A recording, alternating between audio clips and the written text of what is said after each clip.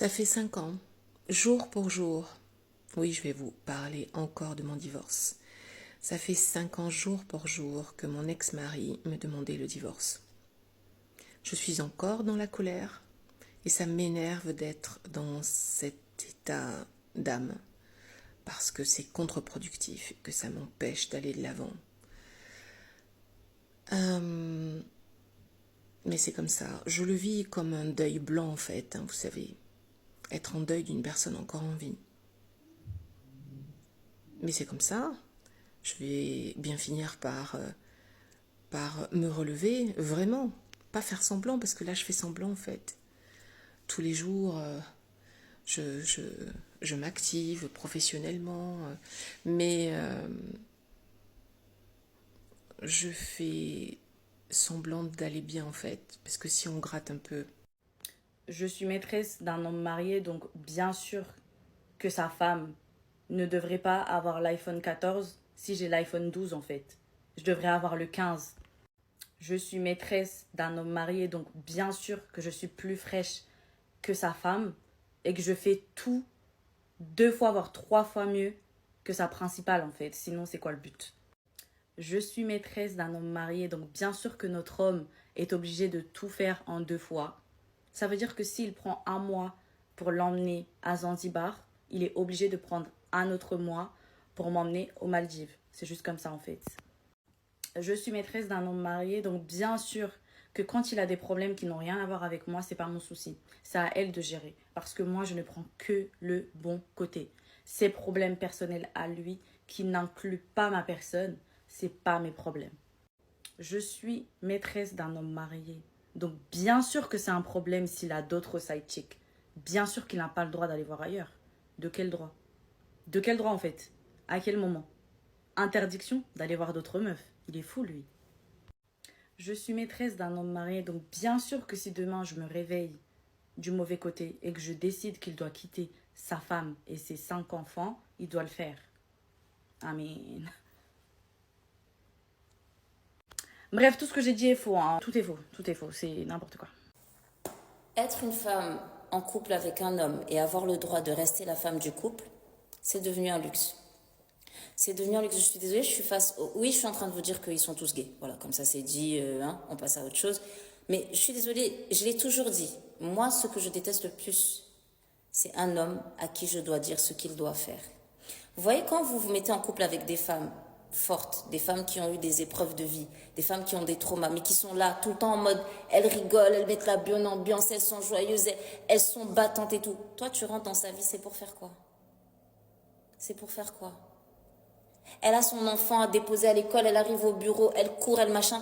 Tu rentres dans sa vie, elle a toujours le même quotidien. Tu lui sers à quoi? Sans compter vos histoires que maintenant vous vous battez pour savoir si on fait 50-50. Des allô bébé, prête-moi 800 balles. Like, what the fuck you're talking about? Genre, on est obligé de gérer votre incapacité. Et vous vous étonnez d'avoir des femmes qui ont des énergies masculines? Non, chérie, c'est normal. C'est parce que tu n'as pas produit assez la tienne et que c'était essentiel pour moi, pour ma survie, de produire cette énergie masculine. Parce que la vie est un combat. Sauf que quand tu as un combat, normalement, ton homme, il est là, il est devant, il est avec toi. Il est même devant toi. On a pris l'habitude de prendre des balles. On va pas se mettre en couple avec des hommes qui ne savent même pas tirer, wesh. Oups. Non, mais parce que quand c'est pour la lune de miel, vous savez c'est quoi un homme. Mais quand c'est pour les difficultés de la vie, là, on sait pas. Salut. C'est important que tu coffres 5 euros, 10 euros. Franchement, mets tout ce que tu peux de côté. Économise le max même de l'économie que tu peux pas faire. Et ben, tu prends 1 euro, 2 euros sur tous les tickets que tu peux.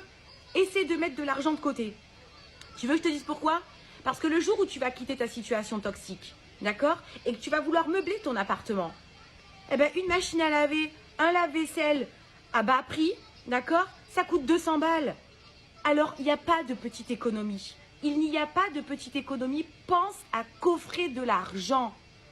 La monnaie, tout ce que tu veux, la monnaie de tes tickets des courses et tout, tu coffres. Mets de l'argent de côté. Les filles, leçon du jour. Plus vous faites dépenser un homme, plus il va être attaché à vous. En fait, le cœur d'un homme est là où son argent est. Donc quand vous êtes là, ouais, non, je vais faire la meuf simple, je vais rien lui demander et tout, je vais faire la fille qui se contente de rien, qui se contente de peu, qui se contente du minimum, vous allez le faire fuir en fait.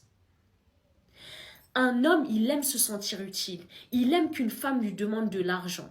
Il aime qu'une femme ait besoin de son aide. Il aime payer des choses pour sa femme. Il aime pourvoir pour sa femme ou pour sa copine, en fait. S'il ne dépense rien pour vous, il ne vous aime pas. Car son cœur est là où il dépense. Plus vous allez faire dépenser un homme pour vous, plus l'homme vous le tenez comme ça. C'est clair et c'est net, les filles. Très important, notion très importante. C'est important que tu coffres 5 euros, 10 euros. Franchement, mets tout ce que tu peux de côté. Économise le max de l'économie que tu peux pas faire. Eh ben, tu prends 1 euro, 2 euros sur tous les tickets que tu peux. Essaie de mettre de l'argent de côté. Tu veux que je te dise pourquoi? Parce que le jour où tu vas quitter ta situation toxique, d'accord, et que tu vas vouloir meubler ton appartement, eh ben, une machine à laver, un lave-vaisselle à bas prix, d'accord, ça coûte 200 balles. Alors, il n'y a pas de petite économie. Il n'y a pas de petite économie. Pense à coffrer de l'argent. La monnaie, tout ce que tu veux, la monnaie de tes tickets, des courses et tout, tu coffres. Mets de l'argent de côté.